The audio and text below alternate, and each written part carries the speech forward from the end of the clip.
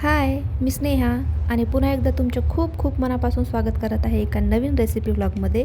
तर आज आपण बनवणार आहोत प्रोटीनने भरपूर अशी सोयाबीन वडीची चविष्ट भाजी. सोयाबीनमध्ये भरपूर प्रोटीन असतं, जे आपल्या शरीरासाठी खूप फायदेशीर आहे. तर चला सुरुवात करूया आजची रेसिपी. सर्वात पहिले मी वड्या 2-3 मिनटं उकडून घेतल्या, गरम पाणी काढून थंड पाणी घातलं आणि पिळून घेतल्या.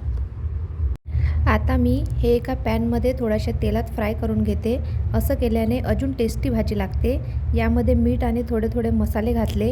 या फ्राय केलेल्या वड्या तुम्ही नाश्त्यात किंवा स्नॅक म्हणून पण खाऊ शकता.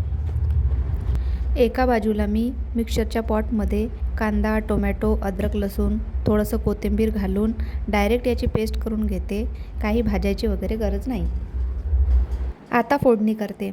तेल घातलं. तेल गरम झाल्यावर मोहरी, जिरं आणि आपण केलेली पेस्ट घालून मिक्स केलं. चवीनुसार मीठ घातला आणि 3 ते 4 मिनटं मसाला शिजवून घेऊ. मसाला छान तेल सुटेपर्यंत शिजवून घेतला. आता पावडर मसाले घालते. लाल तिखट, गोडा मसाला, गरम मसाला, हळद आणि धनेपूड. पॉट धुवून घेतलं. तेच थोडंसं पाणी यात घालूया, मसाले जळणार नाही.